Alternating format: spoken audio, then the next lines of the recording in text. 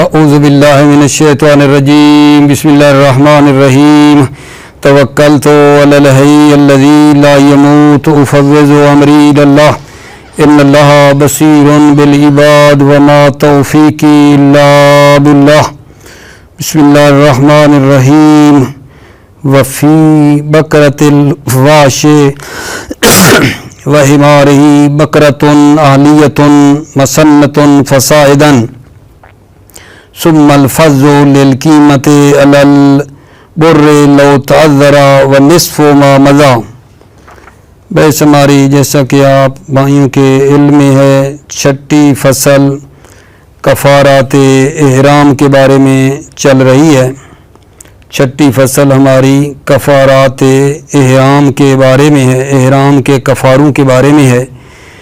آج ہم جو پڑھنا چاہ رہے ہیں وہ یہ ہے کہ بکرہ واش یعنی گائے واشی کو اگر کوئی شکار کرے گائے واشی کا اور گدہ واشی کا اگر کوئی شکار کرے تو اس کا کفارہ ایک پالتو گائے ہے۔ کیا عرض کر رہا ہوں، اگر کوئی آدمی گائے واشی یا گدہ واشی کا شکار کرے حالت احرام میں تو اس شخص کے اوپر ایک پالتو گائے کفارہ واجب ہے۔ پالتو گائے اس پر کفارہ واجب ہے۔ اگر گائے جو پالتو ہے وہ نہ ملے تو پھر فرماتے ہیں اس پالتو گائے کی قیمت کی گندم خریدے گا، اور وہ جو پیچھے جو شتر مرغ کے بارے میں کہا تھا اس کا نصف جو ہے، اس کا نصف ہے، کھانا کھلانے میں بھی اور روزہ رکھنے میں بھی۔ تو شتر مرغ میں جو کھانا کھلانا تھا وہ کتنا تھا؟ 60 مسکینوں کو کھانا کھلاتے تھے۔ ابھی یہاں 30 مسکینوں کو کھانا کھلائیں گے۔ پھر اگر یہ بھی ممکن نہ ہوا تو 30 روزے رکھیں گے۔ اگر اس سے بھی عاجز آ گیا تو 9 روزے رکھیں گے۔ یعنی وہ جو شتر مرغ کا کفارہ تھا اس کا یہ ہر حوالے سے نصف ہے۔ کھانا وہاں کھلاتے تھے 60 کو، یہاں کھلائیں گے 30 کو۔ وہاں 60 روزے رکھتے تھے عزیزو، یہاں 30 روزے رکھیں گے۔ جب اس سے بھی عاجز آ جائے تو پھر 9 روزے، ادھر 18 ادھر 9 روزے اس نے رکھنے ہیں۔ دوبارہ سنو، میں نے ابھی آپ کی خدمت میں یہ بات عرض کی ہے کہ اگر کوئی آدمی حالت احرام میں گائے جو واشی ہے اور گدہ جو واشی ہے اس کا صید کرے، شکار کرے تو ان کا کفارہ بکرہ واشی اور گدہ واشی کا جو کفارہ ہے وہ بکرۃ اہلیہ ہے، یعنی ایک پالتو گائے ہے۔ پھر عرض کیا ہے کہ اگر وہ گائے نہ ملے پھر کیا کرے؟ بھائی کفارہ دینا تھا بکرہ اہلیہ پالتو گائے، وہ نہیں ملتی تو جی پھر کیا کرے؟ فرماتے ہیں پھر اس گائے کی قیمت جو ہے اس سے گندم خریدے گا۔ گائے کی قیمت جو پالتو ہے اس کی گندم خریدے گا، اور وہ جو پیچھے گزرا تھا اس کا نصف ہے کھانا کھلانے میں اور روزہ رکھنے میں۔ پیچھے جو گزرا کا اشارہ وہ شتر مرغ کا مطلب بتانا چاہتے ہیں، نعامہ کا جو تھا اس میں، اس کا یہاں نصف ہے۔ یعنی کیا؟ یعنی گائے کی قیمت کا پہلے پھر یہ 30 مسکینوں کو کھانا کھلائے گا، اور اگر یہ بھی ممکن نہ ہوا تو پھر 30 روزے رکھے گا، اور یہ بھی ممکن نہ ہوا تو پھر 9 روزے رکھے گا۔ یعنی وہ جو نعامہ میں میرے بچوں ہم نے کہا تھا نا، اس کا یہ ہر ایک میں نصف ہے. ادھر 60 مسکینوں کو کھانا کھلاتے تھے, ادھر 30 کو کھلانا ہے. ادھر 60 روزے رکھتے تھے, ادھر 30 روزے رکھنے ہیں. 60 کے بعد پھر ادھر 18 روزے رکھنے تھے, ادھر 9 روزے رکھنے.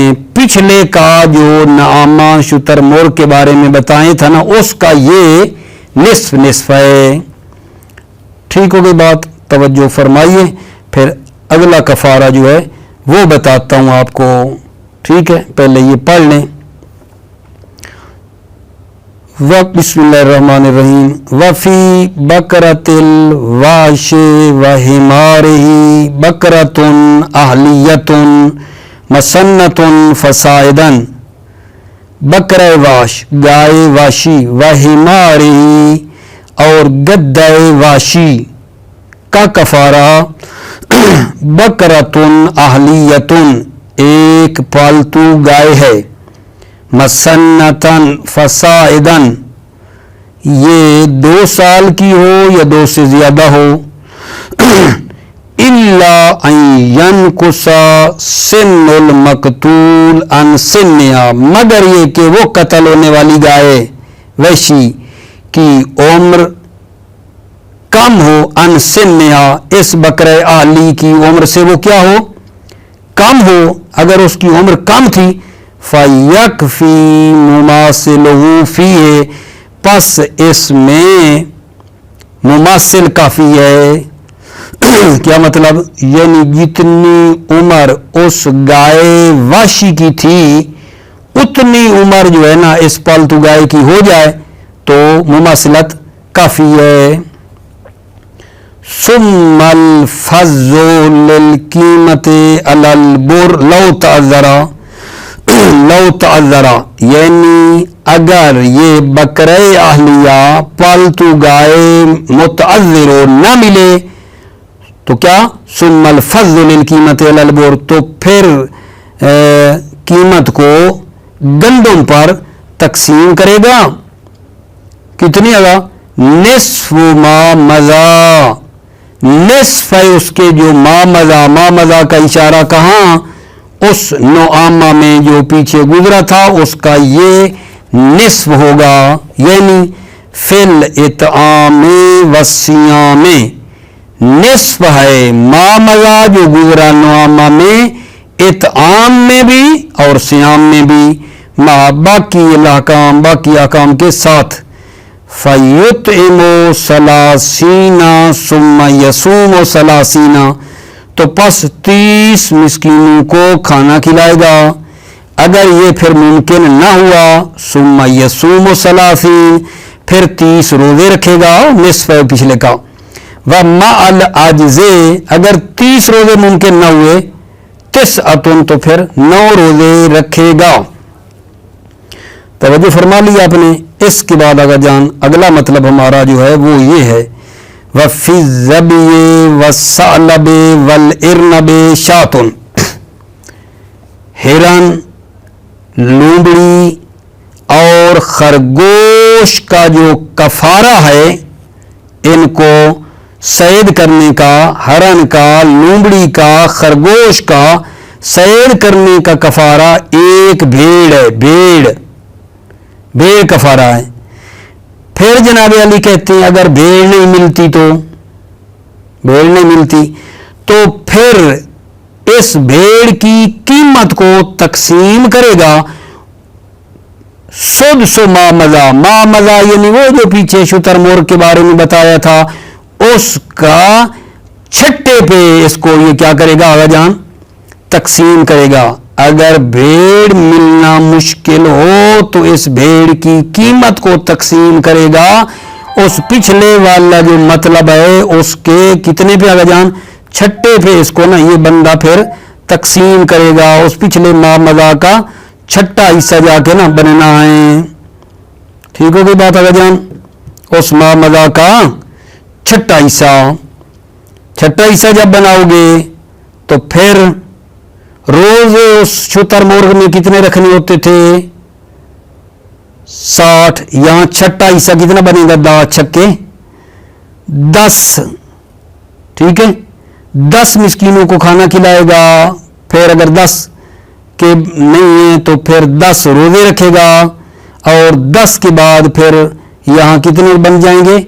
3 بن جائیں گے, کیونکہ چھٹا حساب آپ نے کرنا ہے اس ما مزا کا. شتر مرغ میں پہلے بدنہ دیتے تھے, آپ کو یاد ہوگا, پیچھے مطلب کے لیے آیا ہوں. پھر اگر وہ نہیں ملتا تھا تو اس کی قیمت کو گندم خرید کر 60 مسکینوں کو کھانا کھلاتے تھے نا, 60 کو. ٹھیک, اب یہاں اس 60 کا یہاں ذبی سالہ میں بتا رہے ہیں, چھٹا ہے اس پچھلے کا, چھٹا حصہ اس کا کتنا بنے گا, یعنی 10 مسکینوں کو کھانا کھلائے گا. پھر 60 کے بعد 60 روزے رکھتے تھے, ادھر کتنے روزے بن جائیں گے؟ 10. پھر 60 کے بعد 18 روزے تھے, ادھر چھٹا حصہ کتنے بنے گے؟ 3 روزے رکھے گا. ٹھیک ہو گئی بات ہے جان؟ یہ اس کے اندر جناب علی مطلب ہے, توجہ فرمائیے. وفی الذبی والثعلب والارنب شاتن, ہرن, لومڑی اور خرگوش میں شاتن, ایک شات ہے, ایک بھیڑ ہے. ثم الفضل المذکور لو تعذرت الشات, پھر وہی تقسیم ہے جو گزری. لو تعذرت الشات, اگر شات اور بھیڑ متعذر ہو تو پھر وہی مذکور جو ذکر ہوئی, پھر وہ تقسیم ہے, یعنی اس بھیڑ کی قیمت کو تقسیم کرے گا. سدس ما مضا, ما مضا کے چھٹے حصے پر اس کو تقسیم کرے گا. ما مضا کون سا؟ وہ نعامہ میں کفارہ بدنہ تھا نعامہ کا, اور پھر اس کی قیمت سے 60 مسکینوں کو کھانا کھلانا, پھر 60 روزے, اس کی بات ہو رہی ہے. سدس ما مضا کا چھٹا حصہ. فیطعم 10, پس 10 مسکینوں کو کھانا کھلائے. ثم یصوم 10, پھر 10 روزے رکھے گا. ثم ثلاثہ, پھر 3 روزے رکھے گا. ومقتضى تساويها في الفض والصوم ان قیمتها لو نقصت عن 10 لم يجب الاکمال. توجہ, مقتضى تساويها, یہ 3 ایمان ذبی, ثعلب اور ارنب کے مساوی ہونے کا تقاضا فی الفض والصوم, اس تقسیم میں اور روزے رکھنے میں تینوں حیوانوں کے برابر ہونے کا تقاضا یہ ہے. ان قیمتها لو نقصت عن 10 لم يجب الاکمال, اگر ان کی قیمت لو نقصت عن 10, اگر 10 سے کم ہو جائے, یعنی 10 مسکینوں کو کھانا کھلانا تھا لیکن اس کی جانور کی قیمت 8 مسکینوں کو پوری ہوتی ہے, اس کی قیمت 8 مسکینوں کو پوری ہوتی ہے, تو کیا ہم پھر اپنی طرف سے اور مکمل کریں گے؟ نہیں, 8 کو ہوتی ہے تو وہی 8 مسکینوں کو کھلا دیں, کامل کرنا واجب نہیں ہے. ومقتضى تساوی فی الفضل والصوم, مقتضى تساوی, یہ 3 حیوان تقسیم میں اور روزے رکھنے میں یہ ہے کہ قیمتها, ان کی قیمت لو نقصت, اگر کم ہوا 10 مسکینوں کو کھانا کھلانے سے, لم یجب الاکمال, تو کامل کرنا واجب نہیں ہے. وَيَتْبَعُهَا الصَّوْمُ, صوم قیمت کے تابع ہے. کیا مطلب؟ صوم قیمت کے تابع ہے, یعنی وہ جو قیمت ہے اس جانور کی وہ 8 مسکینوں کے لیے پوری ہوتی ہے, تو پھر روزے بھی جب رکھنے پڑیں گے تو پھر روزے بھی 8 ہی رکھے گا. روزہ قیمت کے تابع ہے. وَهَذَا يَتِمُّ فِي الذَّبِيحِ خَاصَّةً, یہ حکم ہرن میں مکمل ہوتا ہے, خاصتاً, خاص طور پر یہ حکم ہرن میں کامل ہے. کیوں؟ لنس سے, نس کی خاطر ہے یہ حکم مکمل ہوتا ہے, خاص طور پر ذبی میں ہے, لنس سے, نس کی خاطر. اما الاخران فَأَلْحَقَهُمَا بِهِ جَمَاعَةٌ تَبْعًا لِلشَّيْخِ وَلَا سَنَدَ لَهُ ظَاهِرًا اما الاخران، اما جو دوسرے دو آخری ہیں، ثعلب اور ارنب، لومڑی اور خرگوش، فَأَلْحَقَهُمَا بِهِ ان دو کو ملحق کیا ذبی کے ساتھ ایک جماعت نے ثعلب اور ارنب کو ذبی کے ساتھ ملحق کیا ہے جماعت نے، تبعا للشیخ پیروی کرتے ہوئے شیخ توسی کی، ولا سند لہو ظاہراً اس کی سند نہیں ہے، ظاہراً اس کی سند نہیں ہے۔ نعم وارد فیہما شاتن، جی ہاں وارد ہوا ہے فیہما ثعلب اور ارنب کے بارے میں شات آیا ہے، شات کہ ثعلب اور ارنب کا کفارہ شکار کرنے کا شات ہے، یہ آیا ہے۔ فما العجز عنہا، جب عاجز ہوگا عنہا اس شات سے، یرجع الی روایت العامہ، تو پھر روایت عامہ کی طرف پلٹے گا، وہ کیا ہے؟ بِإِطْعَامِ عَشْرَةِ مَسَاکِین لِمَنْ عَجَزَ عنہا، کہ جو بندہ عاجز عنہا بھیڑ سے عاجز ہوگا تو پھر وہ 10 مسکینوں کو کھانا کھلائے گا، ثم صیام ثلاثۃ ایام، پھر وہ 3 روزے رکھے گا، یہ روایت میں آیا ہے۔ روایت عامہ میں یہ آیا ہے کہ جو بندہ ثعلب اور ارنب کا شکار کرے اور بھیڑ پہلے دینی ہے کفارہ، بھیڑ نہیں دے سکتا تو 10 مسکینوں کو کھانا کھلائے، وہ نہیں کر سکتا تو 3 روزے، یہ آیا ہے۔ وَهَذَا هُوَ الْأَقْوَى، یہ قول اقوا ہے۔ وَفِي الدُّرُوسِ نَسَبَ مُشَارِكَتُهُمَا لَهُ إِلَى الثَّلَاثَةِ وَهُوَ مُشْعِرٌ بِضَعْفِهِ، کتاب دروس میں مصنف نے نسبت دی ہے مشارکتہما لہو، مشارکتہما اس ثعلب کو اور ارنب کو لہو ذبی کے ساتھ شریک ہونے کی نسبت دی ہے ثلاثہ کی طرف، ثلاثہ شیخ مفید، شیخ توسی، سید مرتضی، ثلاثہ سے مرادی ہے، ان کی طرف نسبت دی ہے۔ وَفِي الدُّرُوسِ نَسَبَ مُشَارِكَتُهُمَا لَهُ إِلَى الثَّلَاثَةِ، مصنف نے دروس میں ثعلب اور ارنب کے ذبی کے ساتھ مشارک ہونے کی نسبت دی ہے کہ ان کے ساتھ شریک ہے، ثلاثہ کی طرف، شیخ مفید، شیخ توسی، سید مرتضی کی طرف نسبت دی ہے۔ وَهُوَ مُشْعِرٌ بِالضَّعْفِ، اور یہ جو نسبت دی ہے ان کی طرف، یہ کیا ہے؟ اشارہ کرتا ہے ضعف کی طرف۔ وَهُوَ مُشْعِرٌ، یہ اشارہ ہے ضعف کی طرف۔ وَتَظْهَرُ فَائِدَةُ الْقَوْلَيْنِ فِي وُجُوبِ إِكْمَالِ إِطْعَامِ الْعَشْرَةِ إِن لَمْ تَبْلُغْ الْقِيمَةُ عَلَى الثَّانِي وَالِاقْتِصَارُ فِي الْإِطْعَامِ عَلَى الْمُدِّ۔ توجہ فرمائیے، یہاں سوال ہو سکتا ہے کہ جی وہ پہلا قول اور یہ جو دوسرا قول ہے ان کے درمیان فائدہ کہاں ظاہر ہوگا؟ پہلا قول کون سا؟ کہ جب میرے بچے ہم نے یہ کہا ہے کہ ذبی، ثعلب اور ارنب کا کفارہ بھیڑ ہے، اگر یہ نہیں دے سکتا تو اس کی قیمت دے گا اس گزرے ہوئے کا جو کفارہ شتر مرغ کا تھا، اس کا چھٹا حصہ دے گا۔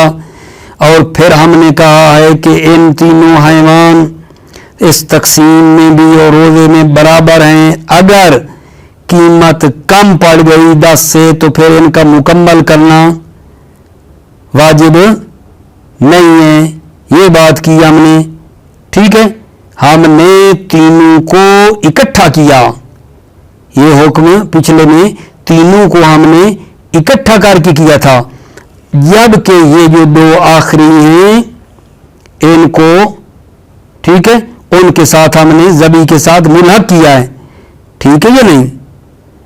جبکہ جو دوسرا قول ہے وہ یہ کہہ رہا ہے کہ ثعلب اور ارنب میں بھیڑ آئی ہے، بھیڑ کفارہ ہے۔ پھر یہ دوسرا قول بتا رہا ہوں، اگر عاجز ہو جائے تو 10 مسکین ہیں، اگر اس سے آگے ہو جائے تو 3 روزے. یہ دوسرا قول اور وہ پہلے والا قول, ان دو میں فائدہ یہ ظاہر ہے کہ اس دوسرے قول کی بنا پر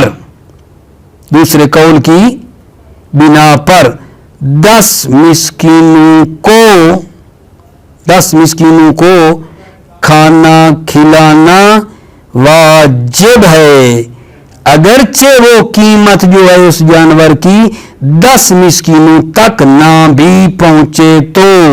دوسرے قول کی بنا پر 10 مسکینوں کو کھانا کھلانا واجب ہے, اگرچہ قیمت اتنی نہ بھی ہو. ٹھیک ہے, اور اس دوسرے قول کی بنا پر 1 مد طعام دینا ہے, جبکہ پہلے قول میں کیا تھا, اگر اس جانور کی قیمت 10 مسکینوں تک نہیں پہنچتی, 8 تک پہنچتی ہے تو 8 کو کھلا دے, مکمل کرنا واجب نہیں تھا. اور اس پہلے قول میں مد بھی 2 دینے تھے فقیر کو, اس قول کی بنا پر مد بھی 1 ہے. سنو, وَتَظْهَرُ فَائِدَةُ الْقَوْلَيْنِ, دونوں قولوں کا فائدہ ظاہر ہوتا ہے, فی وجوب اکمال طعام العشرہ وَإِنْ لَمْ تَبْلُغْ الْقِیمَةُ عَلَى الثَّانِي, 10 مسکینوں کو کھلانا واجب ہے, ان لم تبلغ القیمہ, اگرچہ قیمت 10 تک نہ بھی پہنچے, علی الثانی یعنی دوسرے قول کی بنا پر, والاقتصار فی الاطعام علی مد, اور اس دوسرے قول کی بنا پر 1 مد طعام دینا کافی ہے, دوسرے قول کی بنا پر. یہ مطلب بھی الحمدللہ تمام ہو گیا عزیزو. اب جو اگلا مطلب آپ کو بتا رہا ہوں وہ یہ ہے کہ شتر مرغ کا انڈے کوئی توڑے تو اس کا کفارہ کیا ہے؟ نعام شتر مرغ کے انڈے توڑنے کا کفارہ کیا ہے؟ فرماتے شتر مرغ کے انڈے توڑے اگر بندہ احرام والا تو پھر ہر انڈے کا کفارہ یہ ہے 1 جوان اونٹنی کفارہ ہے. شتر مرغ کے انڈے توڑنے کے کفارے میں بتا رہے ہیں کہ ہر انڈے کا کفارہ کتنا ہے جی؟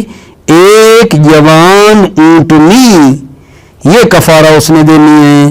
لیکن شرط یہ ہے کہ وہ جو انڈا ہے اس میں بچے جو ہے وہ متحرک ہو چکا ہو, حرکت کر رہا ہو, یعنی اس میں بچہ پیدا ہو چکا ہو.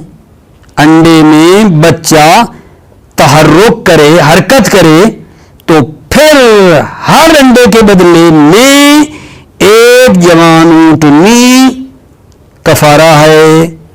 اچھا, اگر انڈے کے اندر بچہ حرکت نہیں کر رہا, انڈے میں ابھی بچے نے حرکت شروع نہیں کی, بچہ پیدا نہیں ہوا ہے, تو پھر کیا کفارہ ہے اس انڈے توڑنے کا؟ 1 مرتبہ انڈے میں بچہ پیدا ہو چکا ہے, 1 مرتبہ بھی متحرک نہیں ہوا. پہلا تھا جب بچہ پیدا ہو گیا ہے تو جوان اونٹنی, الا یعنی اگر نہ ہو, اگر ایسا نہ ہو تو پھر کیا کرے انڈا توڑا جو ہے؟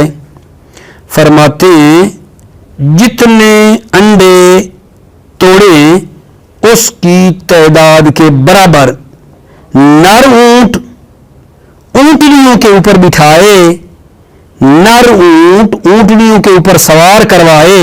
سمجھ رہے ہو؟ میں ابھی یہ جملہ کہنے سے کیا کروں سمجھانے کے لیے, مثلا ان کی شادی کروا دے, نر اونٹ کو مادہ اونٹ کے اوپر بٹھا دے, سمجھ لو, نر اونٹ مادہ اونٹ کے اوپر سوار کرے, اور پھر جو بچے پیدا ہوں, جو نر اونٹ مادہ پہ سوار کرایا اور جو بچے پیدا ہوئے اس کو کعبہ بھیج دے, کعبہ اس کو پہنچائے, تاکہ وہ کعبہ کے جو مسالے ہیں, ٹھیک ہے, حاجیوں کی مدد ہے یا ادھر جو بھی ضرورت ہے کعبہ میں, وہاں جا کر یہ خرچ ہو. صحیح ہو گئی بات؟ بھلا کیا کہا ہے بھائی؟ شتر مور کے انڈوں کے بارے میں پڑھ رہے ہیں جناب. شتر مور کے انڈوں کو توڑ دے کوئی بندہ حالت احرام میں تو کیا کفارہ ہے بھائی؟ 1 جوان اونٹنی ہر انڈے کے لیے دینی ہے, اس شرط کے ساتھ کہ انڈے میں بچہ پیدا ہو چکا ہے، متحرک ہے، حرکت کرتا بچہ. اگر حرکت نہیں کرتا، بچہ پیدا نہیں ہوا، تو بتایا ہے جتنے انڈے توڑے ہیں اتنی تعداد میں اونٹنیوں پر اونٹ بٹھائے، اونٹنیوں کے اوپر بٹھائے، اور جو بچے پیدا نہ ہوں ان کو کعبہ بھیجے تاکہ وہ وہاں کی جو ضرورت ہے اس میں خرچ ہوں. ٹھیک ہے. اچھا، پھر اگر یہ بندہ اونٹ لے اور اونٹنیوں کے اوپر بٹھائے، یہ اس سے عاجز ہے، بڑا مشکل کام ہے کہ جناب اونٹ جو ہے ان کو لے، پھر اونٹنیوں کے اوپر بٹھائے، پھر بچے پیدا ہوں، پھر جو بچے پیدا ہوں وہ ان کو جناب کعبہ پہنچائے. یہ اگر اس سے عاجز ہو، یہ کام نہیں کر سکتا، تو جناب پھر اس کا کیا کفارہ ہے؟ پھر کیا کفارہ ہے انڈے توڑنے کا؟ یہ ارسال والا کام اونٹنیوں کے اوپر جو بٹھانے یہ نہیں کر سکتا. تو فرماتے ہیں صحیح انڈا کے جو کفارہ ہوگا پھر یہاں عاجز ہونے کی صورت میں ایک بھیڑ ہے. پھر اگر بھیڑ سے عاجز ہے تو 10 مسکینوں کو اس میں کھانا کھلانا ہے. 10 مسکینوں سے عاجز ہے تو 3 روزے رکھنے. توجہ فرمائیے. وفی کسر بیض النعام لکل بیضۃ بکرۃ من الابل، شتر مور کے انڈے توڑنے میں لکل بیضۃ ہر انڈے کے لیے بکرۃ من الابل جوان اونٹنی ہے. یہ بکرا کیا ہے؟ وہی الفتیۃ منہا، یہ ان ابل میں سے جوان ہے. بنت المخاض، بنت مخاض ہے، 2 سالہ ہے. فسائدن، یہ 2 سے زیادہ ہے. مع صدق اسم الفتح، جبکہ اس پر جوان ہونے کا نام بھی صادق ہے. والاقوی اجزاء البکر، اقوی یہ ہے کہ جوان اونٹ بھی کافی ہے، یعنی اونٹنی نہ دیں تو اونٹ دے دیں. بکر جوان اونٹ بھی مجزی ہے. کیوں؟ لأن مورد النص البکارا، کیونکہ مورد نص میں آیا بیکارا، اور یہ وہی جمع لبکر و بکرا، اور بیکارا جمع ہے بکر جوان اونٹ و بکرا اور جوان اونٹنی کی یہ جمع ہیں. ان تحرک الفرخ فی البیضۃ، اگر انڈے میں بچہ پیدا ہو چکا ہو، تحرک یعنی حرکت کرے بچہ، فی البیضہ بیضہ میں، وَإِلَّا یعنی ان لا یتحرک اگر حرکت نہیں کرتا بچہ اندر، ارسل فہولۃ الابل فی الاناث منها بعدد البیض، انڈوں کی تعداد کے برابر. ارسل فہولۃ الابل نر اونٹ بھیجے، فی الاناث اونٹنی جو مؤنث ہے ان میں نر اونٹ بھیجے، بعدد البیض انڈوں کی عدد کے برابر. فالناتج ہدی، ناتج وہ جو بچے ہیں، ہدی قربانی ہے، بالغ الکعبہ کعبہ پہنچائے. لا کغیرہ من الکفارات، یہ ناتج اور یہ بچے بقیہ کفارات کی طرح نہیں ہیں کہ فقیروں وغیرہ کو صدقہ دے دے، نہیں، یہ کعبہ پہنچانے ہیں. وَيُعْتَبَرُ فِي الْأُنْثَى صَلَاحِيَّةُ الْحَمْلِ، انثى وہ جو اونٹنی ہے اس میں جناب علی کیا ہے؟ یعتبر فی الانثى صلاحیت الحمل، اونٹنی میں حمل کی صلاحیت. و مشاہدۃ الترک، مشاہدۃ الترک، ترک کا کیا مطلب ہے؟ یعنی جفتگیری اونٹ اونٹنی جب ملے نا، اونٹ اونٹنی پہ سوار ہو تو اس کو بندہ ادھر دیکھے بھی صحیح.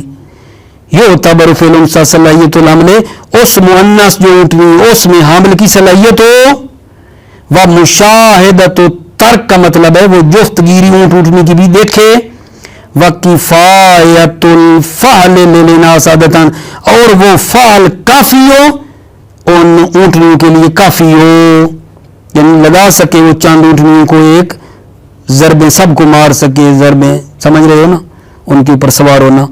ولا فرق بین کسر البیضۃ بنفس و دابۃ، اس میں فرق نہیں ہے انڈے خود توڑے و دابت یا اس کا جانور توڑے، اس بات میں فرق نہیں ہے. ولو ظہرت فاسدہ ہو فاسدتاً او الفرخ میتتاً فلا شیء، اگر وہ فاسد ظاہر ہو جائے، وہ انڈا خراب نکل آتا ہے، الفرق میتتن یا بچہ مردہ ہے اس کے اندر فلا شیء تو اب کوئی کفارہ نہیں ہے. ولا یجب تربیت الناطج ناطج اس بچے کو جو اونٹنی سے پیدا ہوا اونٹ بٹھایا اور بچہ پیدا ہوا اونٹنی سے اس کو پالنا سانبھنا بھی واجب نہیں ہے. بل یجوز صرف من ہی نہیں بلکہ صرف کرنا اس ناطج کا اس بچے کا جیب من ہی نہیں تولد کے وقت یوں ہی بچہ پیدا ہوا ہے ہم ان کو دے دیں حج ادھر جا کر کعبہ. وَيَتَخَيَّرُ بَيْنَ صَرْفِ فِي مَصَالِ الْكَعْبَةِ مخیر ہے کہ اس ناطج کو خرچ کرے مصالح کعبہ میں وَمَعُونَةِ الْحَاجِ حاجیوں کی مدد کریں كَغَيْرِهِ مِنْ مَالِ الْكَعْبَةِ جیسے اس کے علاوہ جو مال کعبہ ہے وہ حاجیوں کی مدد میں یا کعبہ کے مصالح میں لگتا ہے. اسی طرح یہاں بھی ہوگا. موفق مید رہو سلامت رہو. السلام علیکم ورحمۃ اللہ وبرکاتہ.